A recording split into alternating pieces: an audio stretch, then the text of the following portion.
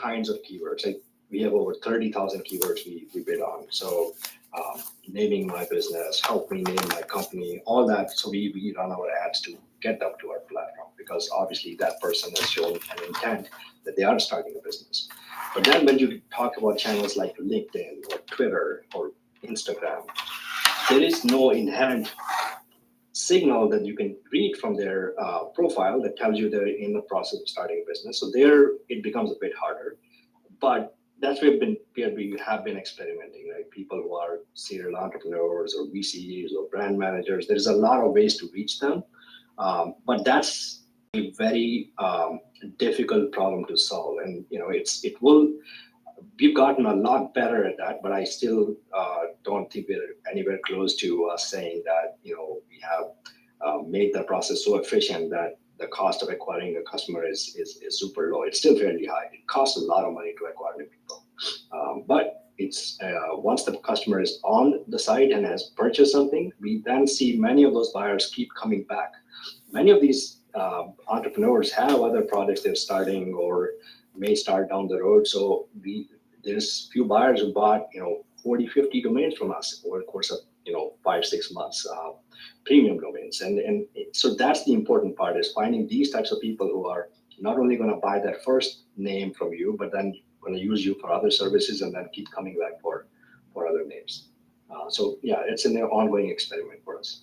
Just want to say yes, sir. Quickly, as I would say, Darpin hit on. No one's ever really talked about that. And it's like somebody come by a premium name, and you're thinking they're done. No. They're the ones, they buy the expensive horses. They're kind of come back, and I was filling out all those names earlier. Yeah, it's because when we're building on something, we're ready. It's nice to have a bunch in your stable. Who has them? Hardly any. You want them all in your stable. So when you're like, I'm ready to build out consultants.com. Yeah, let's finally work on it. But why haven't you been working on it before? Don't worry about what I'm doing. But the thing is, when there's a lot of smart guys, a lot more money than, a lot of dough. And you know what? They don't have domains. They're the ones that don't have domains. So a lot of the entrepreneurs, but I just think it's great. Darpin brought that up, that, it's finding, sometimes it's the high rollers, but it's really just the doers. No, you're right. Even at the lower level, there are a lot of people that you could go back to them like, I have another one for you. And I don't know if these people are just kleptomaniacs or whatever, but they keep buying more names. And Bruce has always said that, like, when he gets names, he knows who to call. So there's a psychological insight to that, where there are people that will hoard or acquire certain names in certain categories, because it could be a defensive approach. It could just be as an investment strategy or whatever the case is. Darpin, I have a question for you. Last time you came, you said the hot trends were AI, beauty was sort of slowing down, real estate was slowing down. Do you have any update on that? Like, what are the hot trends? What names or what categories are we seeing a lot of action right now? One thing I recently shared, I think it was a couple of days ago, was we just analyzed TLDs.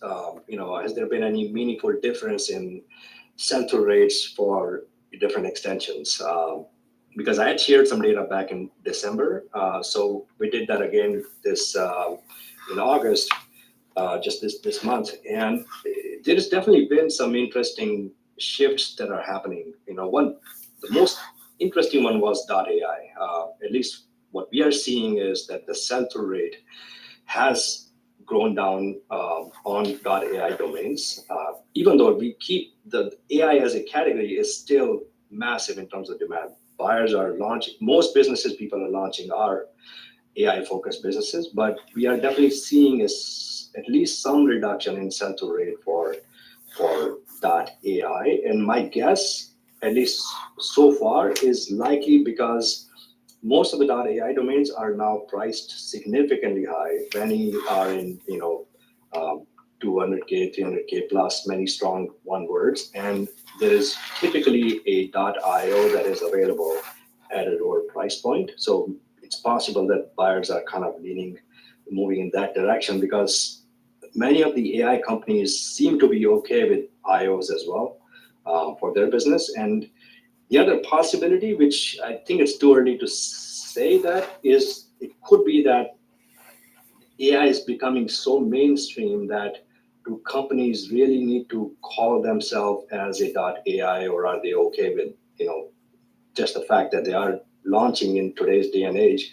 It's almost implied that they're doing something in the AI space. So to stand out as a .ai, it may not be as important to them as maybe it was when the AI boom was happening initially, when all kinds of companies were just starting up in this industry. So I don't know. It's too early. I think it's only 8 months of data, but there's definitely been some change in the sell-through rate. So the only thing I would say is, if you're buying .ai names, just be careful overpaying for them, because there is definitely going to be some ceiling. And if you are expecting that these names will sell for high $6-figure $1 million, some will. Of course, there'll always be names that somebody falls in love with it, they may end up buying it. But there is likely, because of price, I think many entrepreneurs are hesitating to invest in these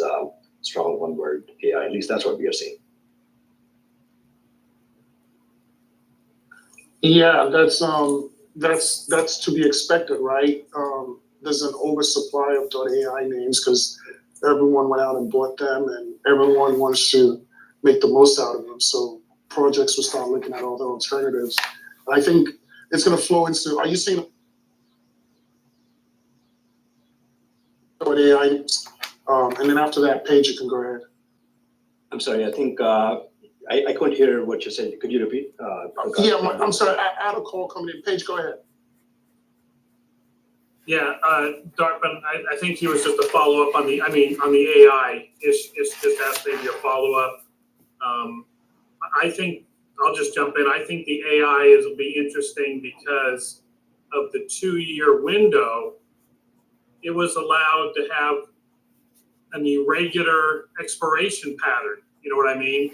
Where it seemed to the market like more stuff was taken, in my opinion, through a longer period than normal, because everything had to be taken for 2 years.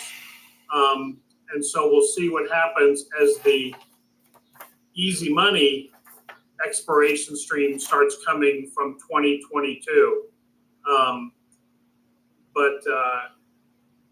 Darpin, I'm looking toward Domainer Expo, and what would I talk about? And I think there is liquidity in the domain market, but it's only in certain places.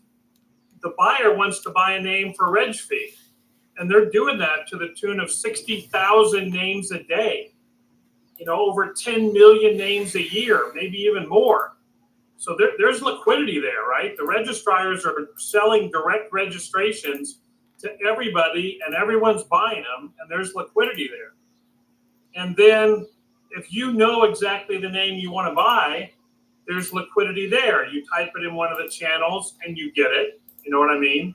And that's the marketplace. And I think what the investors are all doing, me especially, is saying, how can we get more liquidity in the middle? We can all price our names at a level low enough that we get liquidity. That's why I always commend you, because you actually came in from the outside and said, well, what if we created more informed buyers at a higher level that would have a propensity to buy better names at a level greater than they would without you? And I would say you've succeeded, right? I mean, you've raised the average level of a lot of founders' domain names compared to what they would have found without you. Wouldn't you agree? I think any brandable marketplace would have done that. Yes, we've definitely contributed to that. One thing I would say to what your point about, can we drop the domain price to increase liquidity? I think there is a point where that may not have as much impact, right? If you're pricing at a retail level, let's say, most domains typically on an average are 2 to 5K. That's kind of a sweet spot for a decent brandable, like a 2-word kind of name, maybe registered 5-6 years ago. If you price that down, let's say to 1,600 or 1,700, I don't believe that will have any meaningful change. And we have tested that also, any meaningful change in your sell-through rate. Because again, if somebody is liking that name enough that they're willing to pay 1,500, it's very unlikely they will walk away from that name because it's now priced for 2,000 or 2,200. I think that difference is so small that for somebody to fall in love with it, especially for a startup founder, and then say, I can't afford it at 2,200, but I can afford it at 1,500, that difference is too small.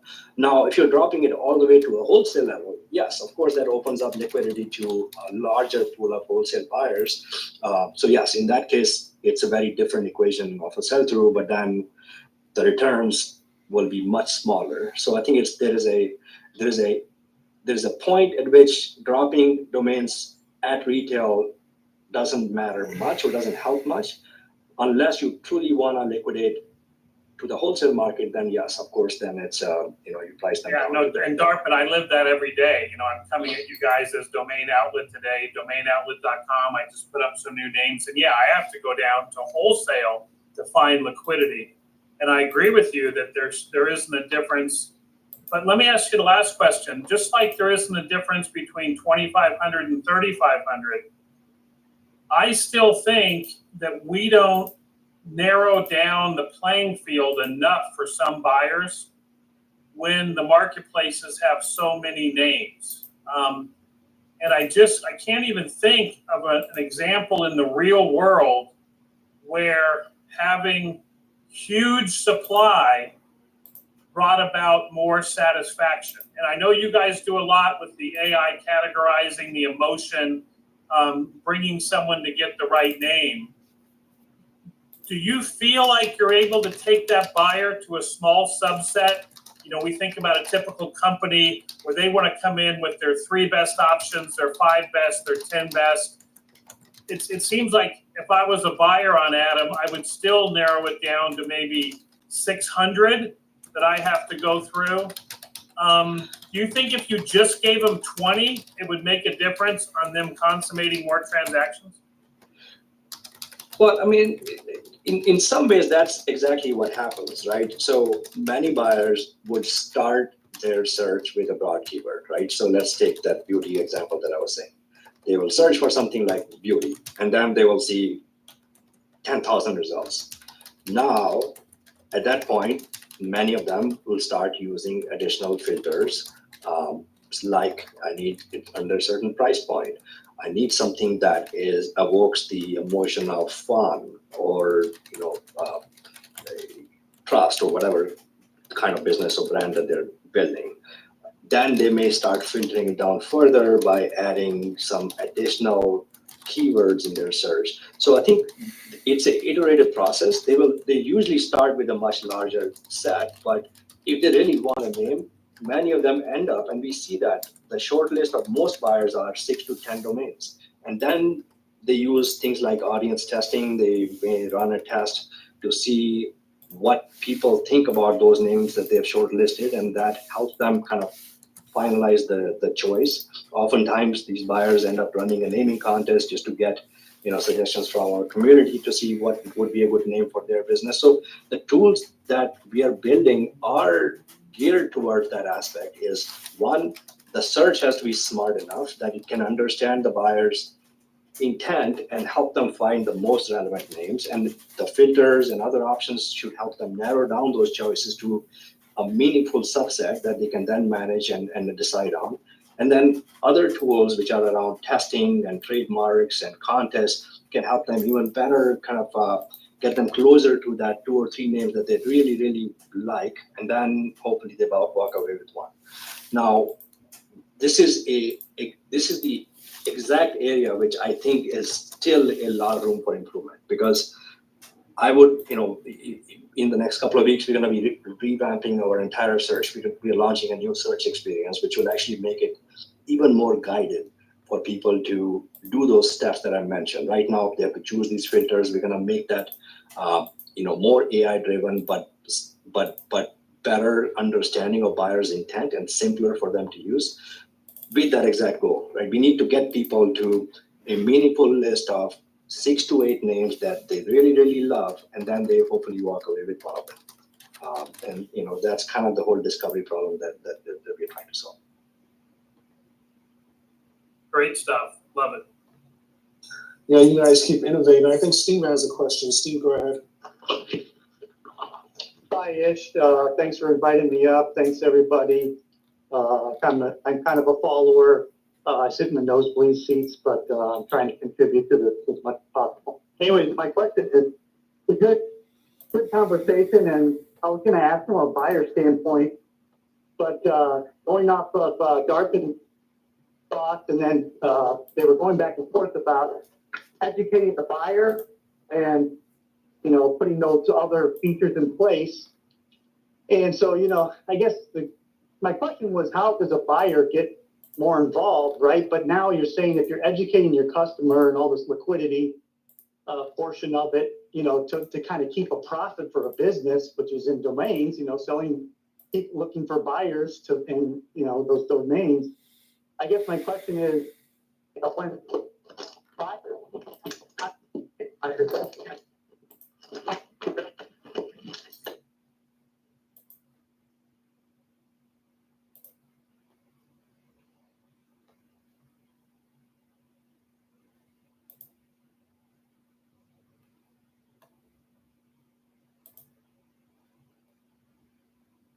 to speak more universally to the whole of our morally and spiritually hungry modern world.